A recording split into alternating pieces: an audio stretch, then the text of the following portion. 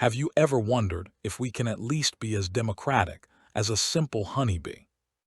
In the wake of the killing of Charlie Kirk on September 11, 2025, at Utah Valley University, a senseless act that highlights the violence plaguing our divided society, it's time for a true wake-up.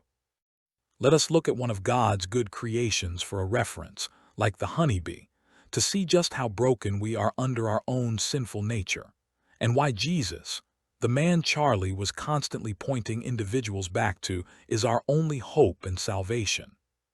But first, let's ask the question, what is democracy? At its core, democracy is rule by the people, a system where citizens participate equally, make informed decisions, and reach consensus for the common good. Are we truly democratic? In theory, yes, but in practice, no. The requirements for true democracy necessitate us to have a shared set of values that unite us. Can we ever fully be a true democracy then? Not on our own, because human nature is flawed. We prioritize self-interest, power, and division over unity, leading to chaos, like the many attacks against individuals who speak of truth in any challenging way. Now contrast that with the honeybee. Honeybees practice a form of pure democracy that's astonishingly effective. When honeybees need a new home, scout bees explore the options and return to debate through dances, recruiting others until a quorum, a true consensus, is reached.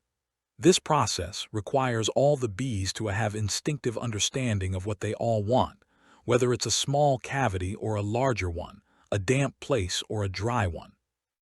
They're all looking for the same thing, and are judging the options based on the same universally known values they were all created with.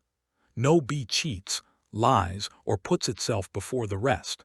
They all share the same God-given values. This unity is why their democracy succeeds. It's natural, embedded in their creation by a loving God who declared all he made very good in Genesis 1. But here's the key difference. Bees operate on pure instinct, uncorrupted by sin nature. They embody God's perfect design, efficient, unbroken.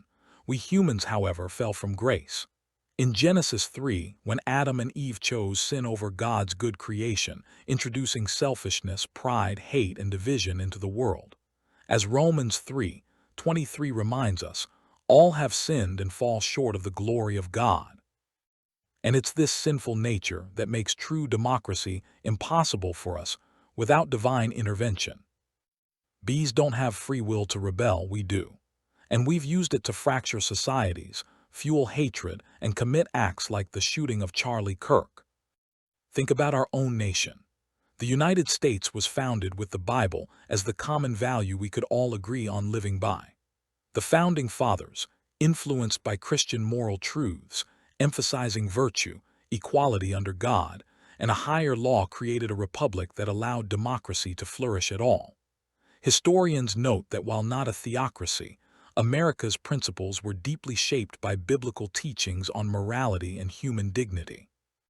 But when we abandon that foundation, rejecting God's values for secular division, and abandon God as our country's foundation and cornerstone, we see the breakdown, political violence, lost consensus. A world in chaos.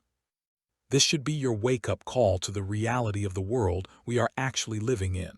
A beautiful creation marred by our sin, under a loving God who has and still offers redemption. I ask that you consider standing up for the truth.